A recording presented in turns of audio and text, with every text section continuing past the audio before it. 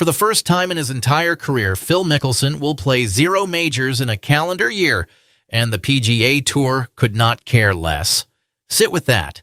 6 major titles, oldest major winner ever, skipped Augusta, gone from the PGA Championship, never attempted U.S. Open qualifying, withdrew from Royal Birkdale. Meanwhile, Brian Rolap collects the commissioner crown as Saudi money drains out of LIV by the billion.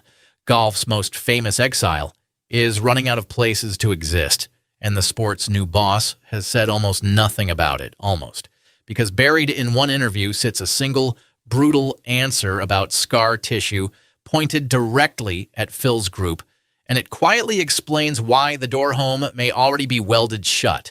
Most coverage calls Phil's year a personal meltdown and stops digging. That framing protects the wrong man. Dig one layer down, and the question flips. Does Rolap lose the room the moment players realize what that quote actually promised? Stick around because your watch on both men is about to break. Drop your honest first reaction below. I read every comment, and subscribe if this channel earns it. Now let us walk through what really happened. Start with the part everyone forgets. Before Phil Mickelson became golf's most famous outcast, he was the most loved man in the sport. Not the best, that was always Tiger Beach, but the most loved, and there is a difference. Tiger was worshipped from a distance. Phil got hugged. He signed autographs until the Sharpies died.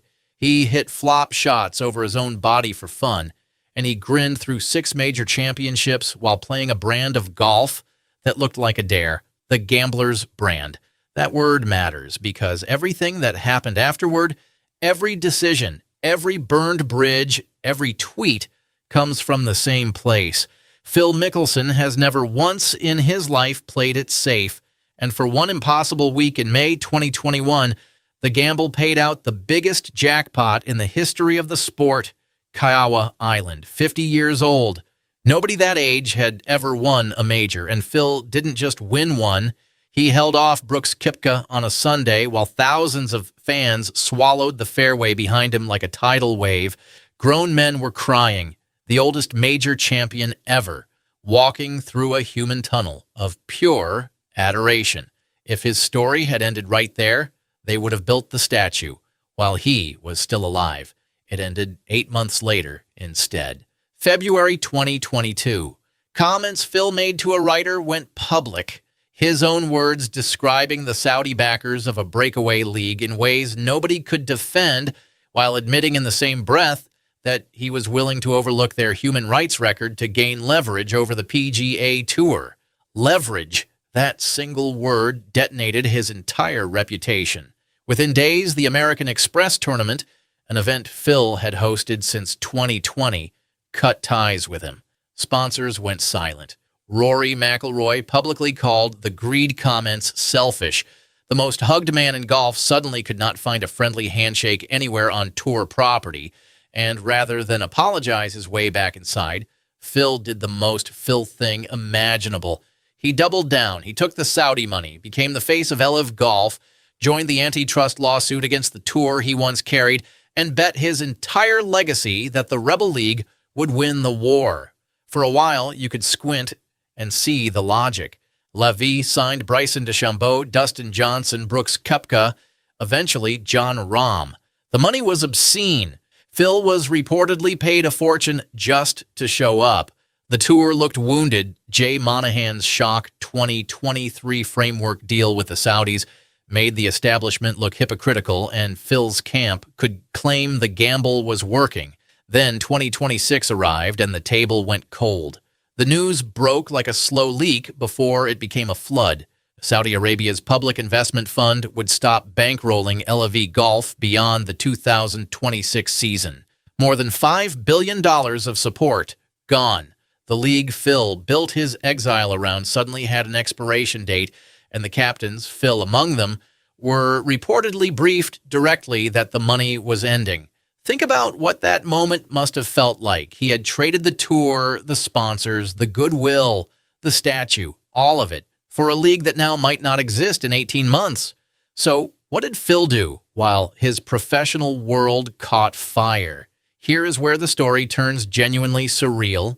His first public post in weeks was not about LIV, not about the funding, not about his future. He tweeted about California fuel policy, gas prices, while $5 billion evaporated underneath him.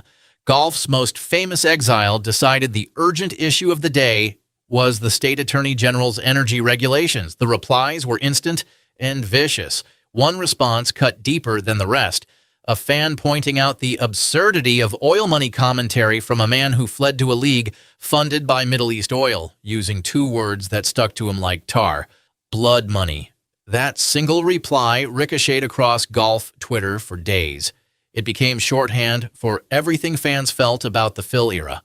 The brilliance, the hypocrisy, the self-inflicted wounds, all compressed into one brutal, quote, tweet. Meanwhile, quietly, something unprecedented was happening to his playing career. Phil skipped the Masters, citing a family health matter. He withdrew from the PGA Championship, the tournament he owns a lifetime exemption to, the one he made history winning. He never even attempted to qualify for the U.S. Open once his exemption from Kiowa expired, and the USGA extended no special invitation. Then in June, his camp confirmed the final domino: withdrawal from the Open Championship at Royal Birkdale, a tournament where he sat in the field as a past champion. Add it up and you get a number Phil Mickelson has never posted in more than 3 decades of professional golf: zero. Zero majors played in a calendar year.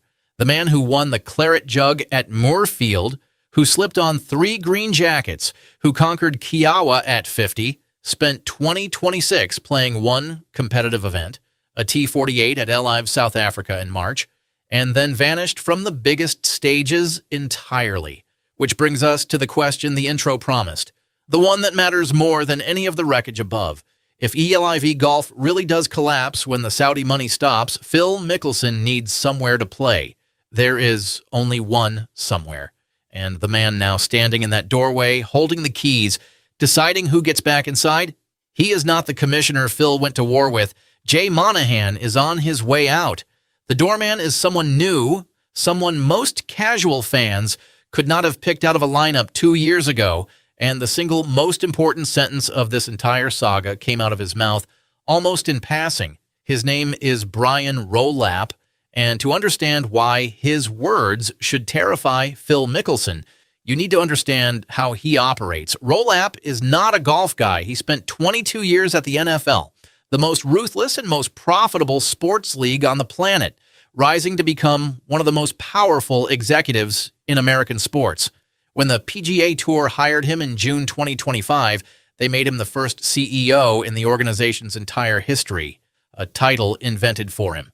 13 months later, the boards voted to hand him Monahan's commissioner crown, too, effective January 1st, 2027, making him only the 5th commissioner ever and the first man to hold both jobs at once. Tiger Woods stood beside him at the announcement press conference near Hartford, all smiles and handshakes, the greatest player of all time publicly co-signing the new regime. Power consolidated that fast should make everyone pay attention. Now, the sentence. The Wall Street Journal asked Rolap about LIV players potentially returning to the tour, and his answer sounded diplomatic right up until you read it twice. He said he doesn't necessarily have scar tissue himself, but plenty of people around the tour do, and it has to be accounted for in some shape or form. Accounted for. Sit inside that phrase for a second because it is doing an enormous amount of work. This is not a ban. Nobody gets to call it a ban. It is something more elegant and arguably colder. A debt announcement. The reporting around that interview spelled out exactly who the debt collectors would visit first. The players who joined the antitrust lawsuit against the tour: Bryson DeChambeau, Ian Poulter, Taylor Gooch, and Phil Mickelson. Extra scrutiny, specifically because of the lawsuit Phil helped lead. Here is the first thing this video owes you straight. That answer was not delivered to Phil's face. There was no confrontation, no locker room showdown, no cameras catching a heated back and forth between the two men. Rolap said it calmly to a newspaper, and that detail makes it worse, not better. A man who threatens you in an argument is emotional. A man who prices your return in a business interview without ever raising his voice has already finished the math. Phil built his war on loud declarations, on tweets fired at midnight, on interviews that blew up his own life. Rolap fights with actuarial tables, one sentence properly aimed, and the door home didn't slam. It was simply never unlocked. And here is the second thing you deserve straight.